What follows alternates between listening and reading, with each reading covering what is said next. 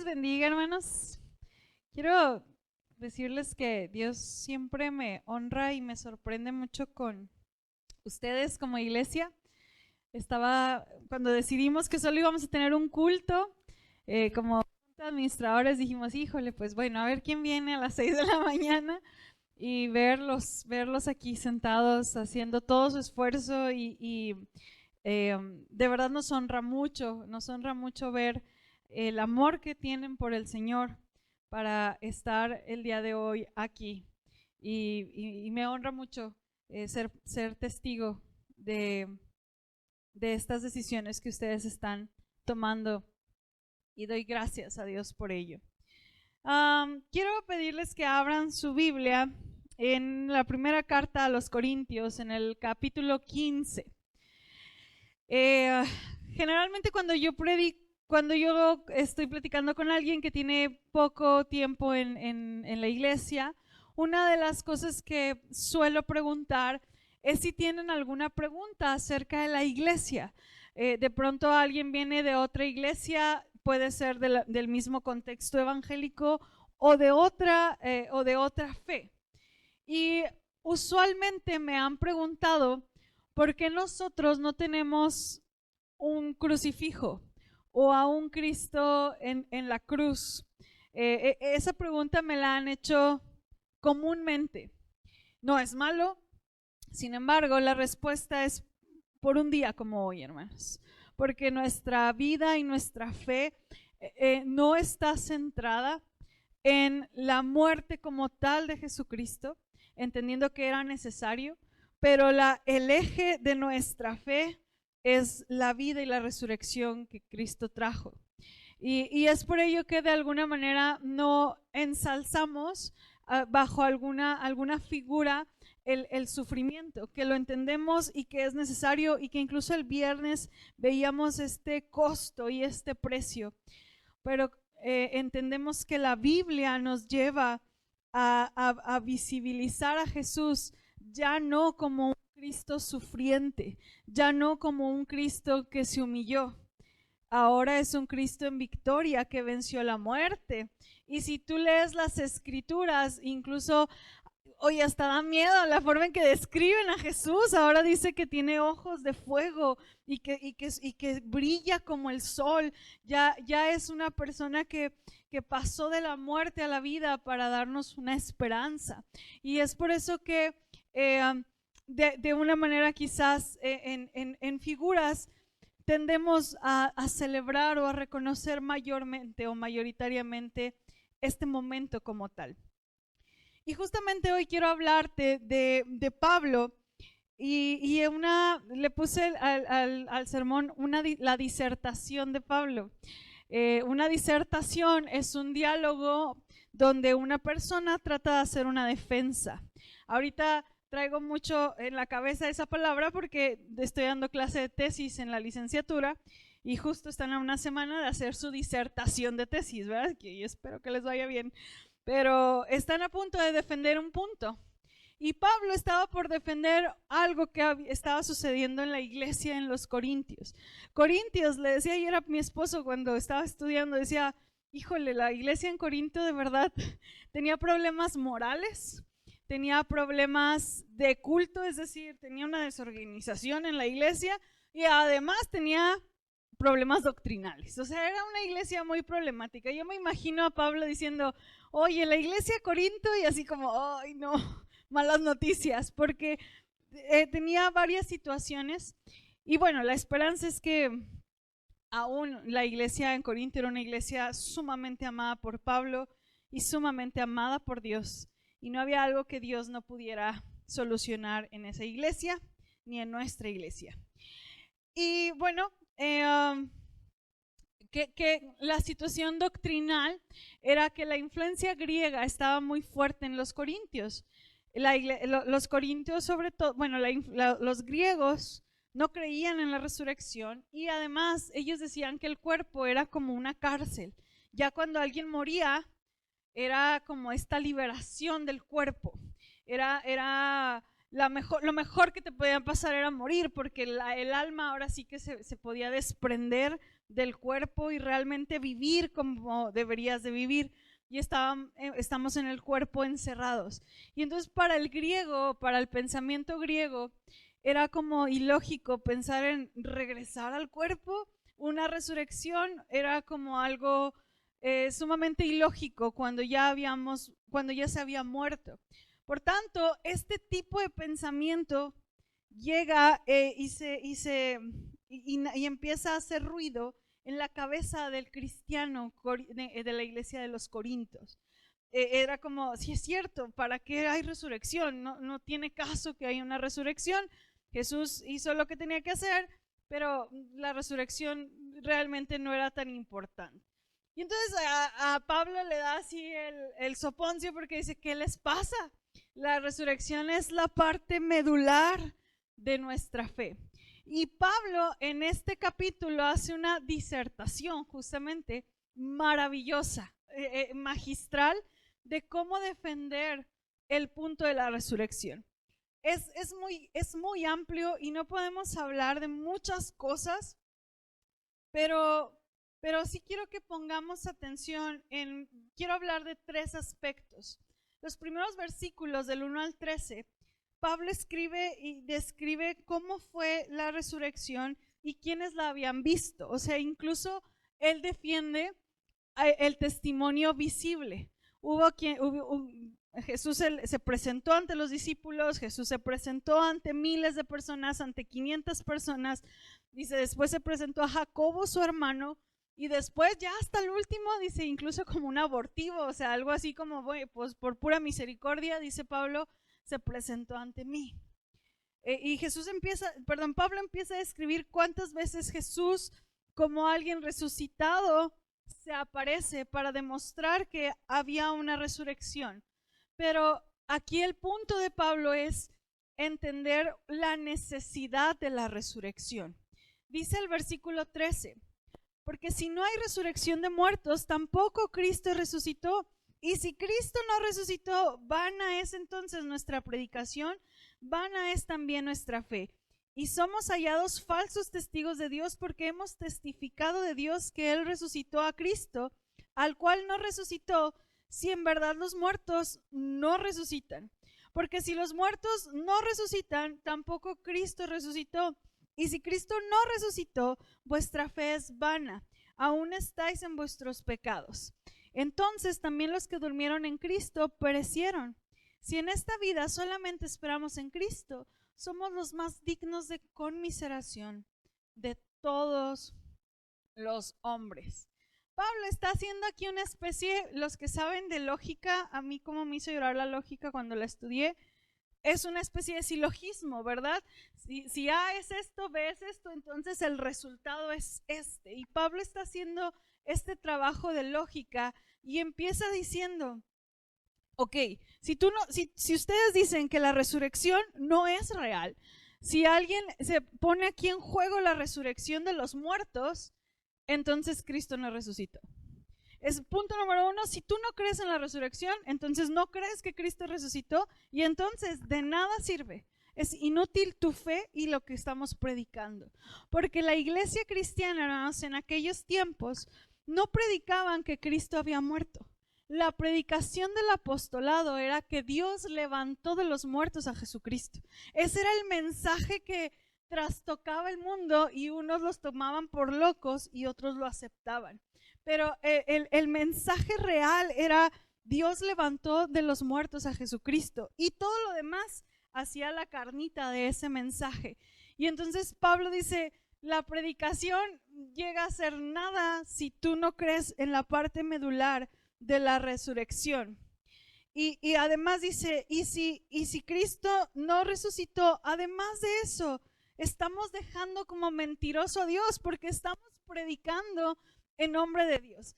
Pablo estaba así como, quiero que te pongas a pensar en la trascendencia de poner en tela de duda la resurrección de Jesucristo. Y hermanos, ahorita suena tan ilógico quizás para ti o para mí, porque en alguna manera lo hemos aceptado, lo hemos creído y hemos decidido avanzar en nuestra fe en este tema. Pero si tú lees o si tú te adentras a la teología, si tú te adentras a conocer otras posturas, vas a toparte hasta el día de hoy con gente que pone en tela de duda la resurrección. Y es por eso que este mensaje sigue siendo tan trascendente para ti y para mí, porque el mensaje es: si nosotros ponemos la resurrección en una posición donde podemos dudar de ella o decir que realmente no fue como fue, entonces vana es nuestra predicación, no sirve de nada tu fe ni mi fe, y hemos dejado a Dios como mentiroso, porque lo estamos haciendo en su nombre. Porque si dice si los muertos no resucitan, pues entonces Él tampoco ha resucitado. Y si Él no ha resucitado, nada, ni nuestro perdón de pecados, ni tu fe, ni nada es real. La resurrección de Jesucristo es tan importante que si se quita, hermanos, del juego, nada de lo que está aquí es real. Ni la predicación de la salvación, ni nuestra fe, ni saber que hay algo más allá después de la vida, nada, todo se cae. Así de relevante es la resurrección. Si Cristo no ha resucitado, básicamente Pablo está diciendo: nuestra predicación es vana o inútil, nuestra fe sería inútil, somos testigos falsos y hay testigos charlatanes y miles. Se invalida nuestra fe, no habría perdón de pecados, la gente tendría razón en que estamos locos de verdad y no habría esperanza al morir. Por tanto, hermanos, la resurrección, lo que nos está diciendo el apóstol es que no es asunto menor. ¿Cristo está vivo o todo esto es una mentira? Hay algunos aspectos que quiero que consideres. Me puse a leer un poco acerca de algunas cosas o de algunos argumentos en contra de la resurrección. No los voy a mencionar, pero quiero que consideres algunas cosas. Decía John Stein que te pongas a pensar: cuando Jesús fue crucificado, ¿qué pasó? Sus seguidores se desanimaron y se deprimieron. Ya no tenían confianza en que Jesús había sido enviado por Dios, porque el sistema lo mató, según el pensamiento de ellos. Pero después de un poco de tiempo, los vemos abandonar sus ocupaciones, volver a reunirse y comprometerse a anunciar un mensaje muy específico: que Jesús era el Mesías de Dios que murió en una cruz, volvió a la vida y que ellos lo vieron con vida. Y estuvieron dispuestos a pasar el resto de sus vidas proclamándolo. Después de haber sentido una frustración y una derrota y pensar que esto no había sido real, de pronto los vemos predicando, dejando todo por un mensaje que era: Dios le levantó de los muertos. Por tanto, ¿qué fue? ¿Qué pudo haber sido lo que animó a estos hombres sino una resurrección verdadera, real y visible de su Señor? También la resurrección es la única respuesta que explica la supervivencia de nuestra iglesia. Todo movimiento, toda fe, todo sistema tiene bases y fundamentos, y cuando ese fundamento se cae, deja de existir. Por gracia de Dios tenemos 2020 y tantos años de vida, porque el fundamento de nuestra fe es la resurrección, la cual sigue estando presente y vigente en nuestra predicación. Y no solo en eso, sino hemos aprendido a vivir y experimentar esa resurrección en nuestras vidas. Y la supervivencia de la iglesia también es una muestra latente, hermanos, de la resurrección de Jesucristo. Pablo sigue hablando acerca de esta disertación y dice: no es menor hablar o pensar que no hay resurrección, porque si no hay resurrección es como ese yenga que quitas esa base y se cae todo. Versículos del 20 al 25 dice: mas ahora Cristo ha resucitado de los muertos, primicias de los que durmieron es hecho. Porque por cuanto la muerte entró por un hombre, también por un hombre la resurrección de los muertos. porque así como en Adán todos mueren, también en Cristo todos serán vivificados, pero cada uno en su debido orden. Cristo las primicias, luego los que son de Cristo en su venida, luego el fin, cuando entregue el reino al Dios y Padre, cuando haya suprimido todo dominio, toda autoridad y potencia, porque preciso es que Él reine hasta que haya puesto a todos sus enemigos debajo de sus pies, y el postrer enemigo que será destruido es la muerte. No voy a dar una clase de escatología porque es muy complicado hablar de los últimos tiempos. Quiero que entendamos lo que Pablo está tratando de defender. Pablo nos está diciendo que hay una necesidad de resurrección, si no, no existe nada, y después nos da una pequeña clase de en qué consiste esta resurrección. Y Pablo empieza a decir, Cristo es las primicias de la resurrección, es decir, Él fue el primero. La primicia consistía en esta parte de la cosecha que llevaban ante el sacerdote y decir, esto es lo mejor de mi cosecha y es lo primero. Después venía toda la demás cosecha. Eso estaba diciendo Pablo. Jesús como primero resucitó y es el primero porque ahora nos ha regalado la esperanza de la vida eterna a través de esa resurrección. ¿Por qué Jesús es el primero si Jesús resucitó gente, verdad? Resucitó una niña, resucitó a Lázaro, resucitó al hijo de la viuda de Naín. Bueno, hermanos, la gran diferencia entre ellos es que Jesús los resucitó o los levantó de la muerte, pero estas personas volvieron a morir. Jesús los resucitó para darnos una enseñanza, un mensaje importante, pero esta gente se volvió a deteriorar físicamente y volvió a morir.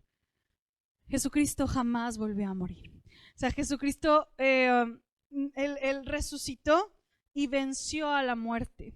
Venció la capacidad que la muerte tenía sobre el ser humano de separarnos para siempre de Dios. Es decir, Jesús venció al pecado en la cruz, venció a Satanás y el castigo más fuerte, que era la muerte y la separación completa y eterna de Dios, al resucitar, Jesús rompe con eso.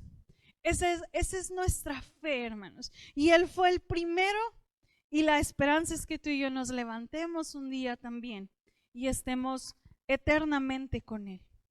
Y Él explica, así como Adán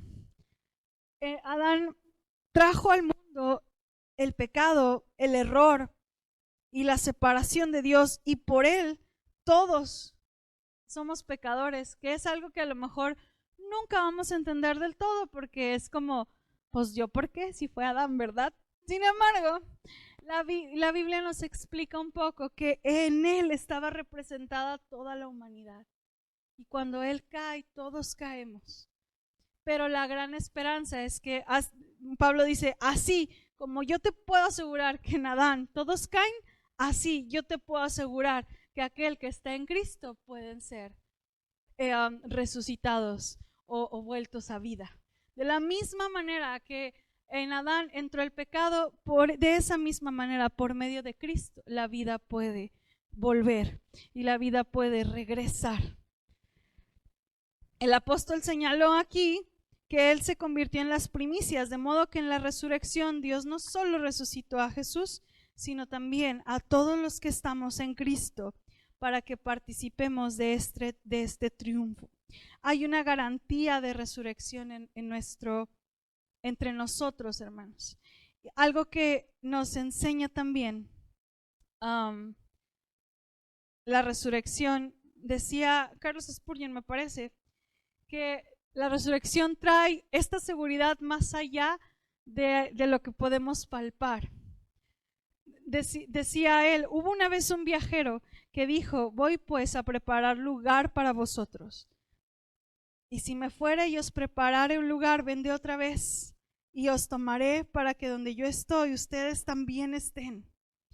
Nuestro divino Señor fue al país desconocido y regresó. Él dijo que al tercer día estaría de regreso y fue fiel. No hay ninguna duda de que hay otro estado para la vida humana, pues Jesús ha estado en él y ha regresado de él. No tenemos ninguna duda en cuanto a la existencia futura, pues Jesús existió después de la muerte. No tenemos ninguna duda en cuanto a un paraíso de futura bienaventuranza, pues Jesús fue allí y regresó. Y aunque Él nos volvió a dejar, sin embargo, su regreso para quedarse con nosotros durante 40 días nos ha dado una garantía de que volverá otra vez cuando llegue la hora señalada. Y esto, hermanos, es la certeza de que hay vida más allá y por tanto hay una esperanza de que la muerte no será el fin de nuestra vida. Algo que también nos regala, dice el apóstol, el versículo 31. Os aseguro, hermanos, por la gloria que de vosotros tengo en nuestro Señor Jesucristo, que cada día muero.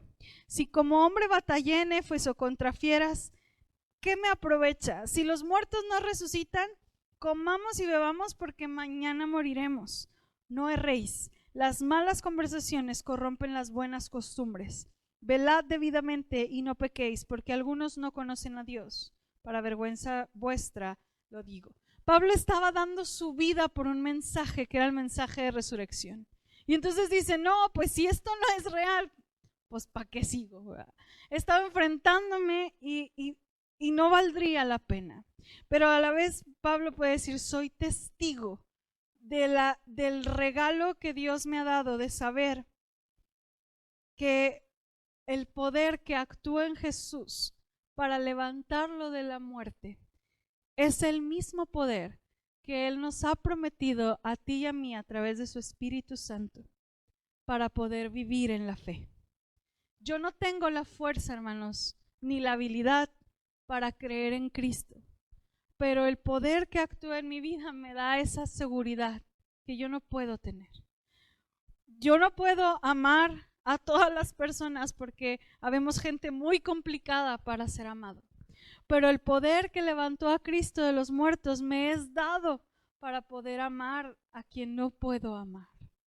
Yo no puedo perdonar a aquellos que han hecho algo en contra mía, pero el poder que actuó en Cristo ahora es dado a nosotros para poder realizar esas obras que Dios me llama a hacer. Ya no es una resurrección solamente esperando el día que yo muera. Es una resurrección, como decía Alma, diaria en mi vida, experimentando la vida de Cristo en mi vida y entendiendo que Él puede ayudarme a vivir como Él busca que vivamos y encontrando el propósito de Él.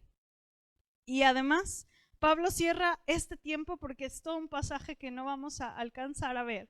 Pablo cierra este pasaje diciendo, o este espacio diciendo, no erréis. Es decir, ten conciencia cuando hablamos de estos temas.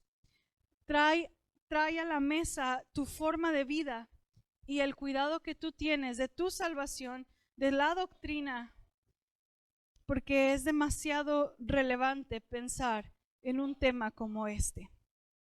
La resurrección también trae a la mesa la forma en que yo estoy llevando mi vida delante del Señor. Iglesia, hay una necesidad, Pablo explica, hay una necesidad de resurrección latente y luego nos explica la doctrina de la resurrección. Primero, Cristo resucita y a través muere, resucita y nos da vida ahora a nosotros. Y esa vida no es solamente el día que muramos, empieza hoy y ahora y la podemos disfrutar. Termino diciendo estas palabras. Eres probado por tu pecado. Jesucristo resucitó de los muertos para tu justificación. ¿Alguien te acusa? Jesús resucitó para ser tu abogado e intercesor. ¿Tienes debilidades? El Cristo vivo se mostrará fuerte en favor tuyo. Tienes un Cristo vivo y en Él tienes todas las cosas. ¿Te aterra la muerte? Jesús, al resucitar de nuevo, ha vencido al enemigo que es la muerte. Él vendrá y te recibirá cuando sea tu turno a pasar a través de esta corriente y podrás ver su compañía. ¿Cuál es tu problema? No importa cuál sea, pues si solo piensas en que Jesús vive, lleno de poder, lleno de amor, de simpatía, habiendo experimentado todas tus pruebas, incluso hasta la muerte, seguramente tendrás confianza en su cuidado y en su habilidad ilimitada, que no quedará más que seguir sus huellas sin duda. Recuerda a Jesús y recuerda que resucitó de los muertos, y tu confianza se alzará sobre alas de águila. Hermanos, nuestra fe se fundamenta en la resurrección, en el Cristo que vive, que venció a la muerte, que nos trajo a vida y que la podemos vivir todos los días de nuestra vida. Que el Señor